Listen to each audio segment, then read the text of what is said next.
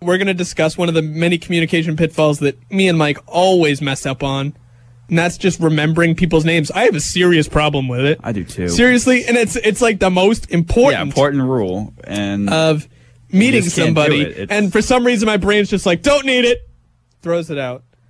It's a real serious issue.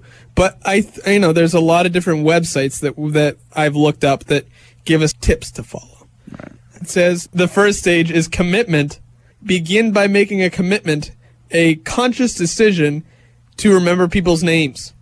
So that's simple. You got to just tell yourself. Don't let yourself off easy, Mike. Blaming a quote-unquote bad memory. Always say that. Forgetting names is due less to a bad memory than to lack of application. So basically, we just don't care. Is what this article says. We don't care. It has nothing to do with our memories. We just throw it out. So for people that have a problem doing that, just kind of pay attention. That's all that says. Do you agree? I guess I agree with that. Okay. Makes sense. Makes sense. It does. 2. Very simple. Another one. Concentrate. You can easily remember what you observe in the first place. If you're distracted or if you aren't paying attention, you won't register the person's name. Yeah. That makes sense. Yeah, it does. That makes sense. If I'm looking over at the popcorn machine, I'm not going to remember the name's Tiffany. I'm not going to remember that. What? Because you didn't hear it. Yeah. So. I'm looking at the popcorn and I'm hearing it pop. So I'm not going to remember your name. Exactly. That's as simple as it gets, and this show's unraveling quickly. It is. Repetition helps engrave the name in your memory. Okay, so repetition. Now it says here, tips for repetition here, and even gives, use the name immediately. Repeat it silently to yourself. Now emphasis on to yourself. Yeah. Yes. You don't want to be caught saying your name over and over. Yeah. Because that could get awkward. Sarah. That's a restraining order, folks. Yeah, you don't want to do that. Emphasis on silently. Comment on the name, if possible. That's really funny. Yeah. It reminds me of a scene from the movie called I Love You, Man. Have you seen that? I have seen that. The guy, he always goes, oh, your name's Cheryl. That's my mom's name. The girl always goes, really? He responds by going, I don't know, is it? Like, that's the way you can do it. You comment on the name. Sounds stupid, and it probably is, because we laughed at it. Yeah, press a joke in there, doesn't hurt. Yeah, but a comment on the name, if possible, it says. Use it occasionally in the conversation, emphasis here, without overdoing it. Yeah. So, Sarah, that's awesome. Really great, Sarah. You're awesome, Sarah. That's the best. Sarah, I can't believe I just met you. Sarah, I'm going to call you tomorrow. I don't like when people do that. When people overuse your name when you're talking to them. You know what I hate? I hate, like, if you're in a situation where somebody has a name tag and they call you by that name. Like, you probably noticed this at Wally World. When people say, thanks for the change, Michael. Yeah, mine says Michael, and everybody calls me Michael, and I hate it. I don't like my whole first name, for anybody that knows me. What's your middle? My middle is John. Michael J. Souza. That's it. Not to be confused with Michael J. Fox. The legend. The legend. Stuart Little. Use it when leaving. Makes sense. See you later, Sarah. It does. Yeah, okay, good. Fine. Good. This is a bit of a risk. For those of you who are socially awkward, write it down afterwards. You know, don't run for a notepad in your... That could be risky, too. Yeah. Don't just run for a notepad in your hutch as soon as you finish. I mean, you don't want somebody to come home and hang in your dorm room and find their name written on a piece of paper. After you've just been talking to them and repeating their names several times, that's a great night, Sarah. And then they just leave, and you leave a note on the pillar to your steps, and they look, and it says her name, and you're like, oh, God, what are they doing? Again, you got to be careful with some of these. I never even realized it by looking at it. But those are just tips for repeating. Okay, number 4 is associate. If you remember visual images more easily, try creating an image based on the name and linking it to some physical characteristic of the person. Imagine a ham that weighs a ton spinning on the end of Mrs. Hamilton's nose. Oh, wow. That's pretty good. That's the second one is picture an old-fashioned car under Jack's prominent jaw. That's a bit of a stretch. That is a stretch. This is the worst one. Now, see, this is what turns me off to this method immediately. Yeah. This one really does turn me off to this method immediately. See margarine melting through Margaret's curly blonde hair.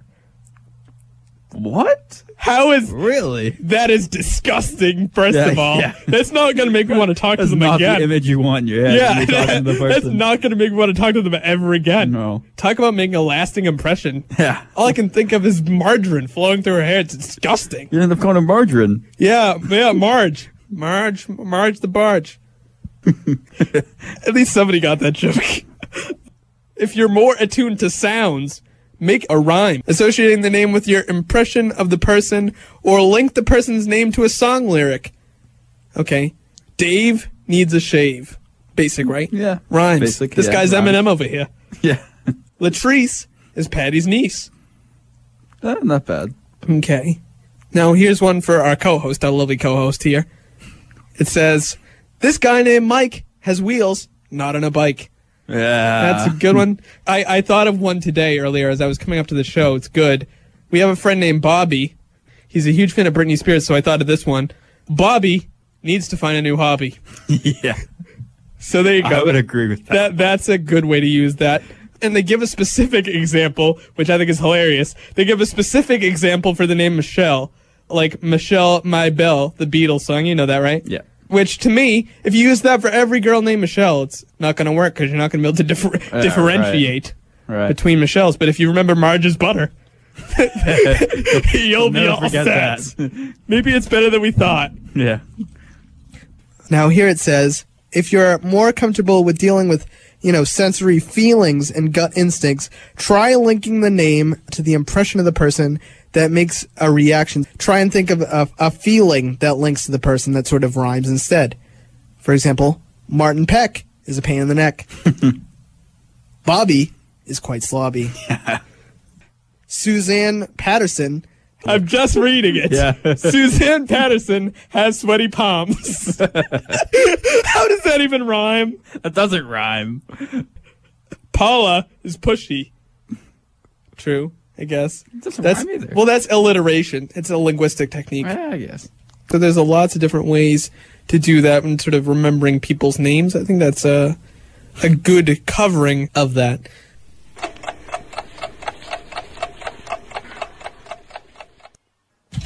And at 1.5 WBIM, welcome back to the premiere of My Past, Present, and Future Life. And it has come to that point of the show where we need to do some shout-outs before we head out of this little shindig.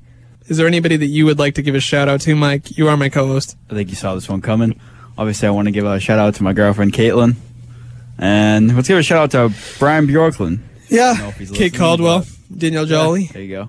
Bobby. yeah, The World, Ricky Gervais, Steve Merchant, Chris Lilly, Mike Birbiglia, anyone who's inspired this show. Also in my family, a bit of a closer relationship than people I've never met. My brother and his partner celebrated their 2-year anniversary today. So shout out. Congratulations to them. Yeah, shout out to them for sure. My parents, everybody who's tuning in today, everybody who's tried to tune in, everybody who will be listening to the podcast. I can't thank you enough for being a part of this great and amazing show that we've put together. Mike has been a great co-host. This is his first time on the radio, so I got to give it up to him too as well. So A lot of fun. yeah, it was a lot of fun, and we're going to be back same time, same place. The topic list is going to be kept under wraps very secretively, so we're not going to tell you what we're going to be discussing next week. We did introductions this week. The only place, and I will say this on the air, the only place that we will be revealing the topic outhandedly is my show on Sundays from 2 to 4, The Shuffle. So if you want to know the topic, listen to that. Other than that, one final shout out to the Patriots Yeah. for winning that amazing game. Awesome game. Do you know who Sunday. the field goal kicker was? Because we should give a shout out to. I do not know him his as name. well. God. But he's Anyway. a Pro Bowler, believe it or not. Yeah, he was a 2-time Pro Bowler. Yeah. So, I can't believe that it happened, but we're going to the Super Bowl, and that's what I'm dedicating this one to. This has been My Past, Present, and Future Life. We hope you enjoyed listening to us in the present, and we hope to see you in the future. We will see you next week, 91.5 WBIM.